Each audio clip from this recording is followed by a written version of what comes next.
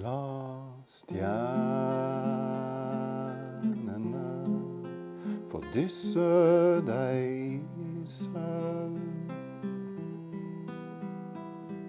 Hold av en plass til meg i din drøm. Og vær da ikke redd mens du sover, for natten skader ingen, og jeg lover.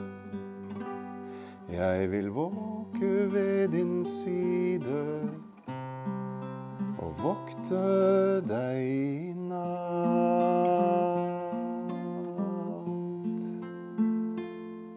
Og senere, når dine øyne åpnes, og dagen skjenker av sitt lys til deg, vær da ikke redd mens du våker, for dagen er din venn, og jeg lover, når den er over, vil jeg våke ved din side og vokte deg igjen.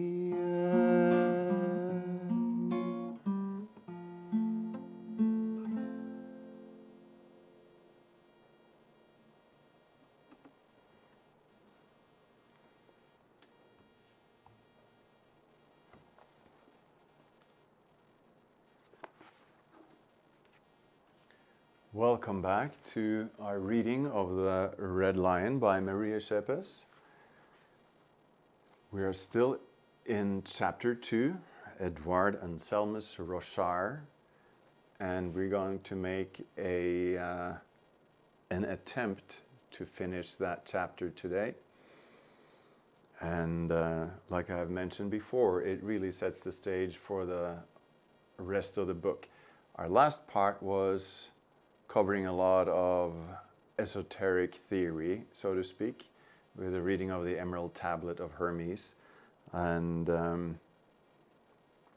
like for all the characters in the book, that is a text that can seemingly go past our head, but at the same time, it will hit certain parts within us, and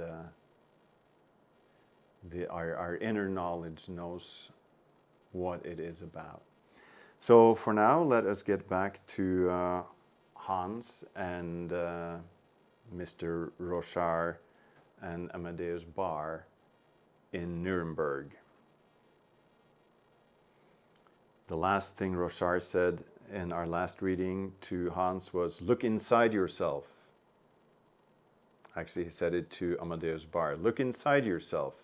The mirror image is just reality's shadow." Continuing on. I plodded along beside Rochard, silent as the sleeping houses we were passing. The rain had stopped and a raging wind was ripping apart the clouds. Already the pale sky was beginning to show through, though Rochard was not heading for our lodging. "I am going to take a walk, Hans," he said. "Go on home." But curiosity drove me after him, and I trailed him from a distance. He went outside the city wall and headed for the thickly forested mountains. The wind kept inflating his loose cloak, then lifting it and flapping it about him, like bat wings. Suddenly, I was inexplicably afraid. I felt I had to run away. Formless premonitions gripped my throat. I turned and tottered back to the inn, threw myself on the bed, and sank into a troubled sleep. The next evening, Bar's landlady burst in on us just as we were finishing our lessons in Rochard's room. She was gasping and panting and managed to choke out that Bar was vomiting blood and the Count's doctor thought he was dying. Bar had sent her to bring Rochard at all costs. We started immediately. Rochard didn't seem to care whether I came or not. We all went out into the bitter cold night pierced by brilliant stars. There was a candle fluttering on a table beside the bed, revealing the shadowed, yellow face sunk into the pillow. When I first saw him, I thought we were too late. His landlady, the tailor's wife, stood in one corner and cried. Suddenly, Rochard turned to her. "I saw a butcher in the next street. Go get me a pail of ice from his pit. Hurry!" She just stared at him, not seeming to understand. The coin he threw at her spoke her language, though, and she scurried out. When she was gone, Rochard laid his palm on the sunken forehead. The flickering candle revealed his grave, intent face. I could almost feel the life force radiating from his palm into the immobile body. Living light glowed in his eyes. Suddenly, Bar looked up and saw his friend, and the ghost of a smile played on his lips. "I'm sorry." His voice was barely audible. "I would have liked so much the tabula smaragdina." "Don't try to talk." Rochard's voice was soft but firm. "I know what you're thinking, but now I am here. I made it in time, and you will live." The soft voice was charged with conviction. He pulled a chair over to the bed and sat down very close to Bar's head. Then he stretched out both hands over him and, as far as I could tell, made strange stroking motions over the sick man's body from his head to the pit of his stomach. The painful gasps from the bed subsided. The tailor's wife clattered in with a pail of ice. She burst on the scene like a blast of coarse reality and brought in the terror of death. Bar opened his eyes very wide. "If I could just believe, but even you can't grow me a new lung," he moaned. "Keep still," Rochard ordered. He wrapped the ice in a towel, uncovered the suffering body, and placed the ice pack, all the while speaking gently to the sick man. "If the lizard can replace a torn-off tail between sunrise and sunset, why cannot we learn this secret also?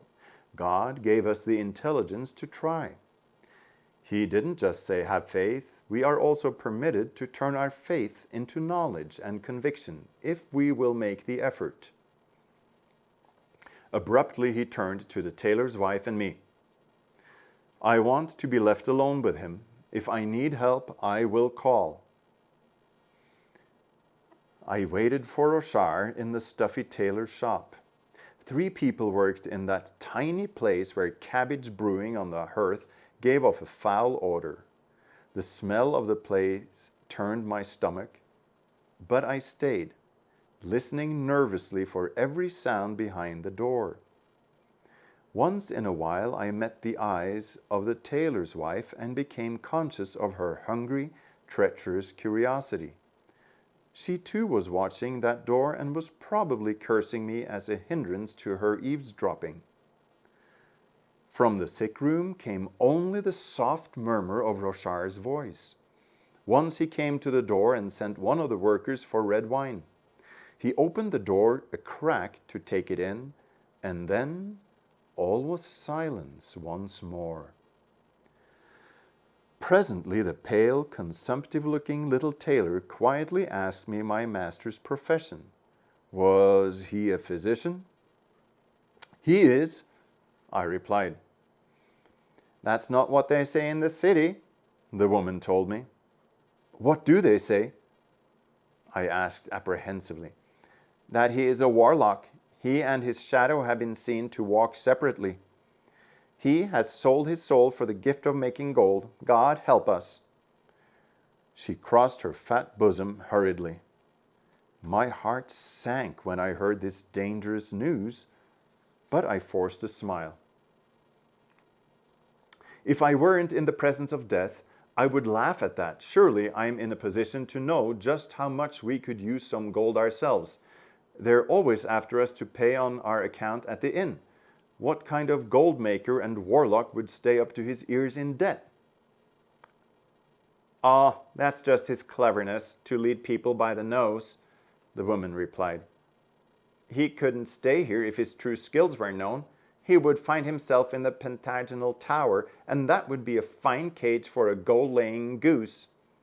I shuddered. I remembered what Sebastian had said and the horrible stories that circulated among the tavern tables about people who were tortured to death or killed trying to escape. Rochard is just a wandering physician, I spake out of a dry throat. He goes to church every Sunday and he wouldn't even kill a fly. What can they possibly want from him? Gold, the woman giggled. Like this, see? By the basketful. She opened her hand and a French gold piece flashed in the light. I stared at it, mesmerized as though by a viper. Rochard had thrown that at her when he sent her for ice. I had forgotten all about it. Now it was obvious I was lying about our poverty and debt. The gleam of that gold piece would illuminate the whole city long before the sun did. Now all we needed was for Bar to recover after the Count's doctor had given up on him. It was not affection for Rochard that made me frantic with anxiety. It was the fear that violence might take this repository of the great magisterium away from me before I could learn his secret. But I was not alone in realizing the danger. Rochard also knew he must leave before sunrise. As soon as he was able to leave Bar, we rushed to the inn and packed our bags. I managed to get some food too, thanks to a smitten kitchen maid. The grimly beautiful gray and blood-red dawn found us already on the road. A damp coolness arose from the valley, and little rags of clouds hung among the trees. We didn't go very far. There was a weed-covered, deserted farm just outside the city with a rickety old barn where we could find shelter. There were gaping holes in the roof and stinking puddles on the dirt floor, but we were hidden. Rochard had been very quiet and grave all this time. There was something unapproachable in his manner. Silently, I found a dry corner for the chest, and Rochard sat down on it. Then I managed to make myself a dry seat from a few bricks and some straw. I began to grow increasingly anxious as the minutes crawled by. Why were we here? We were still too close to the city to be safe, and the place was dust-laden and full of filthy bugs. A fat spider descending from his thread bumped into my face, and I shuddered. I began to feel bleak and hopeless as the minutes passed. Eat. Rochard handed me the leather bag of food. He didn't eat himself, but got out his astronomical instruments, book, and writing materials, and became absorbed in some kind of calculations. First, he drew a circle, divided it into 12 parts, filled in the signs of the zodiac, and wrote a date. He must be calculating our journey by the position of the planets, I thought, for he wrote them also in his circle. It was cool in the barn, and a drizzle drummed softly on the roof and into the puddles. A dank draught swept through the building. Rochard looked grim and worried in the dim light, and I could feel his apprehension like a physical force. Finally, I felt I could not stand this waking nightmare any longer. I would jump up and yell, somehow break the tension. Then I felt Rochard's eyes on me. He might have been looking at me for some time before I noticed, but he did not speak until I returned his gaze. "Are you afraid?" he asked in a peculiar voice. "Afraid of what?" I asked. My voice broke in terror. He didn't answer immediately. He just kept looking at me. I wanted to run away from that stare, but I couldn't evade it. I began shivering, and I could feel the sweat start out on my forehead. I feel sorry for you, Rochard said finally. There was real compassion in his voice. I cannot help you. Suddenly, my fears took shape. You saw my destiny in the stars, Magister? I choked out. Yours as well as mine. Am I going to die? Sometime? When? Now? Don't spare me. Will it be violent? No, it won't be now or for a while yet. First, you will be afraid. You will be afraid for a long time, and you will finally curse your life. You will try to die, and life will cling to you like the death grip of a monster. You will try to run away from yourself, choke out your life, dull your perceptions, shake yourself loose from your body. But life will cling tenaciously, burning and rising to an infinite pain. My poor son, I cannot help you with this. You will live. His soft voice sounded dull. I was flooded with happiness, completely oblivious to the dark prophecies of his word. All I understood was the promises of life, indestructible life. Finally, he had quit being contemptuous of me and told me I would live. This could only mean he was going to give me the essence of Trismegistus' secret, the aurum potabile. I fell on my knees and bowed my head on the insect-ridden straw at his feet. My Lord, my Lord! My heart overflowed and my eyes filled with tears. I am not worthy, I know, of the treasure you give me, but I shall become worthy, so help me God. I will be your servant forever and smooth the road for your feet. I will see that you are never troubled with the cares of this world. My own body will be your shield. You are my father, my brother, my ideal. Next to Christ, I will destroy every evil desire in my soul. I won't lie and steal anymore because of your favor. Stop, you miserable wretch. My heart turned to ice. I studied his face, trying to find some reason for the change. But it was like looking at a blank wall. In the gloomy shadows, he looked frighteningly old. Why did he keep turning me away? I asked myself in despair. I heard his voice through the gloom speaking tonelessly. Nothing but emotions, he said. Just a dark turmoil with no spiritual sunrise in sight.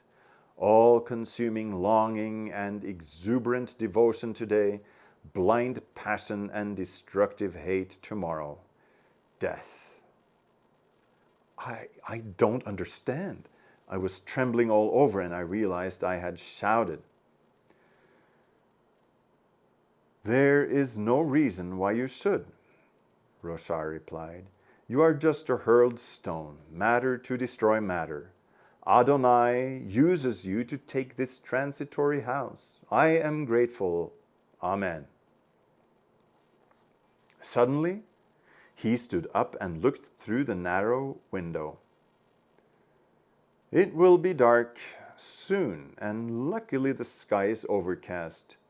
Would you obey me one last time, my son? Of course, anything you ask. Go back to Bar's lodgings. You needn't be afraid. No one will hurt you. The tailor and his wife will be gossiping 6 doors down if the Count hasn't already called them to the castle. And, of course, the workers won't be there either, with no one to make them work. You won't see anyone. You can get into the sick room without being seen. But what if Amadeus Bar is already... He is alive, Rochard replied simply, and I want you to take a letter to him. I wondered how he could be so sure of what was going on in the city. He took out a piece of parchment and wrote thoughtfully. Presently he dried it and rolled it into a scroll. Then he pulled off his heavy silver ring and pushed it over the scroll to keep it from unrolling. A large ruby winked from the middle of the silver phoenix that formed the ring's crest. I was frightened as I set out, but I was curious too. If I were caught, of course, I knew I would not escape without leading the pursuers to Rochard.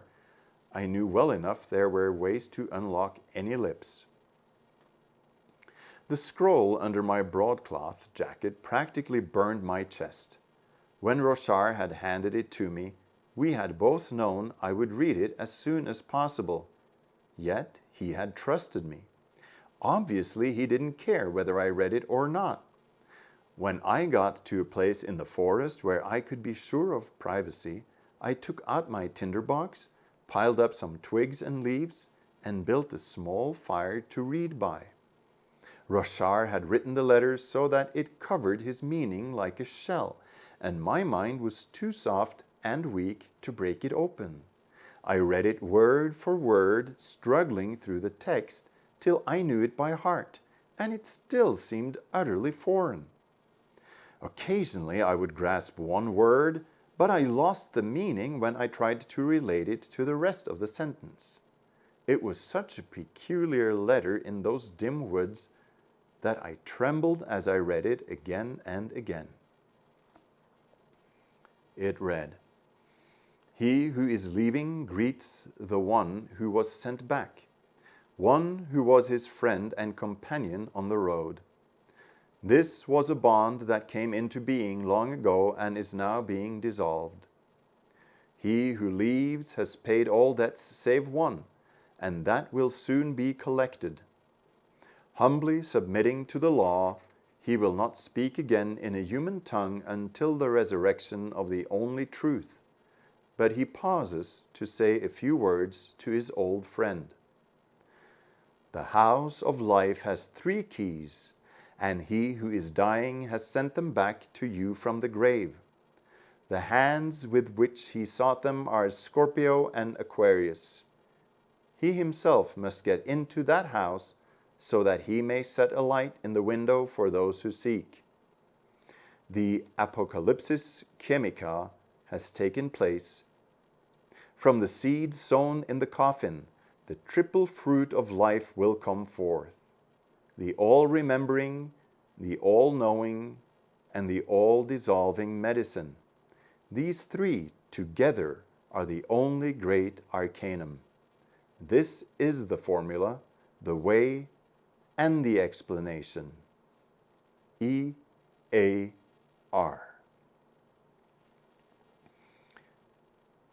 Things at the tailor's house were exactly as Rochard had said.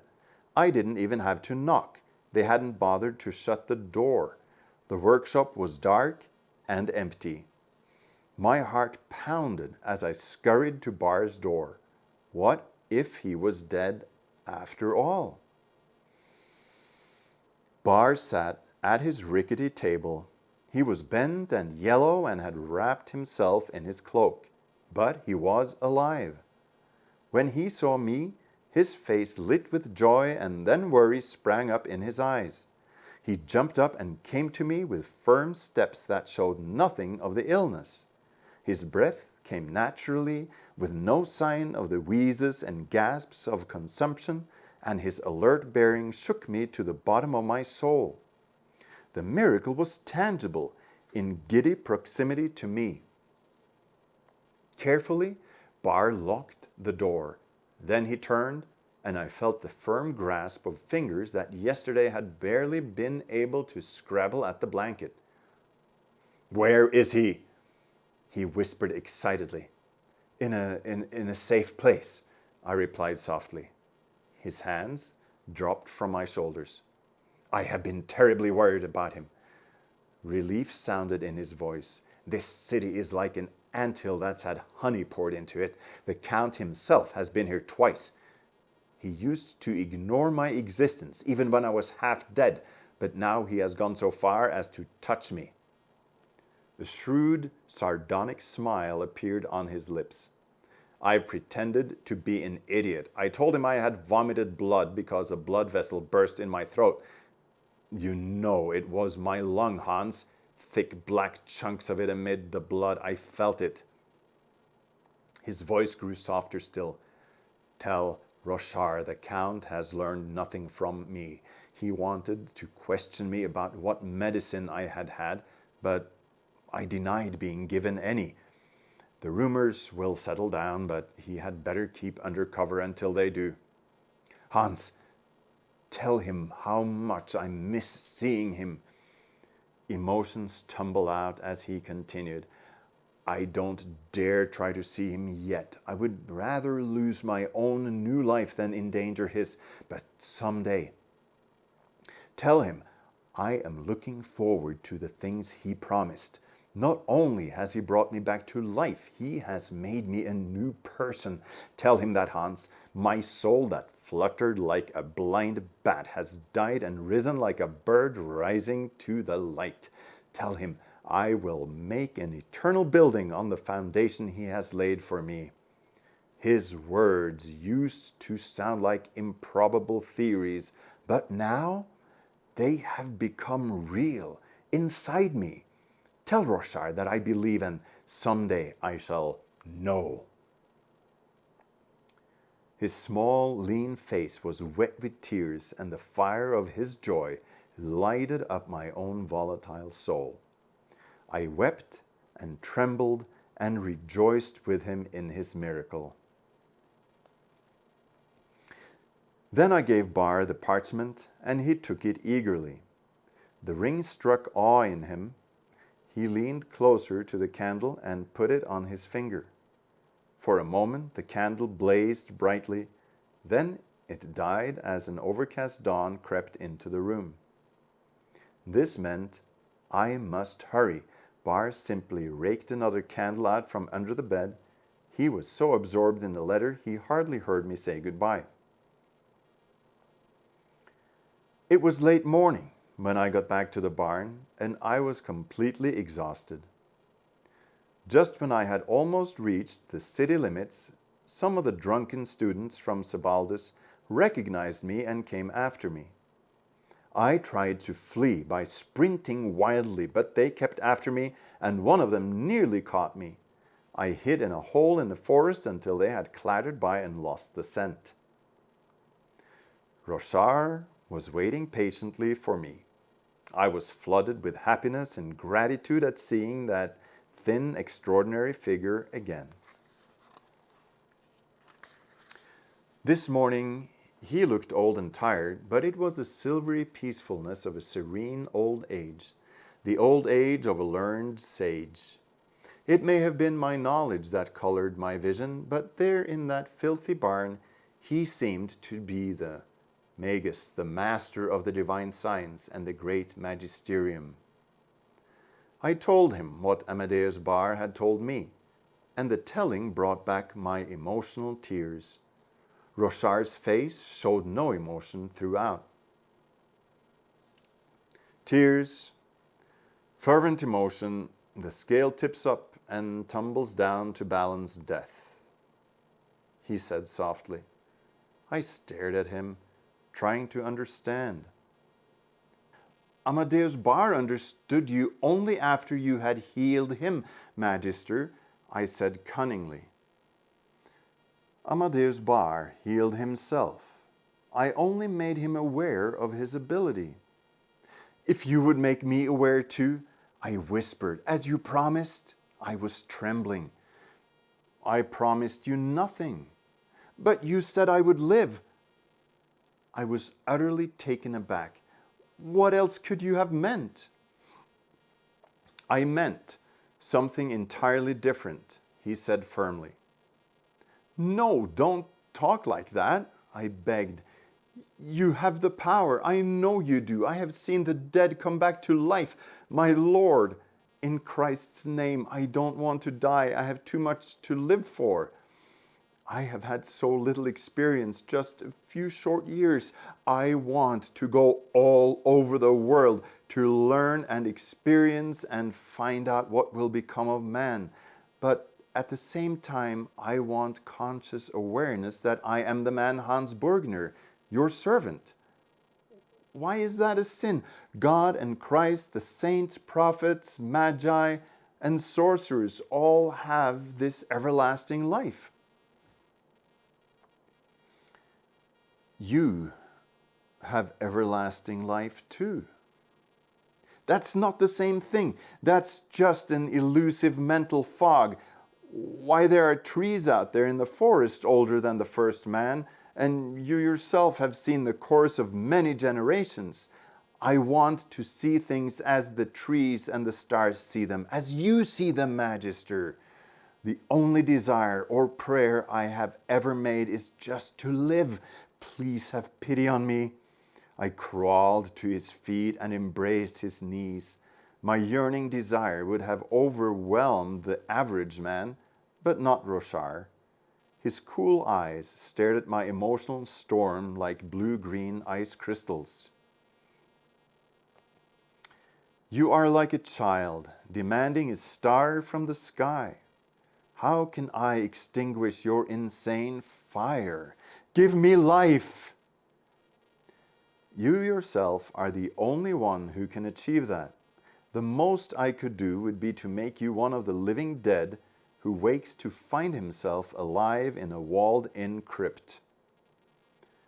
Pray you never learn what I mean by that. You are just saying that, Magister.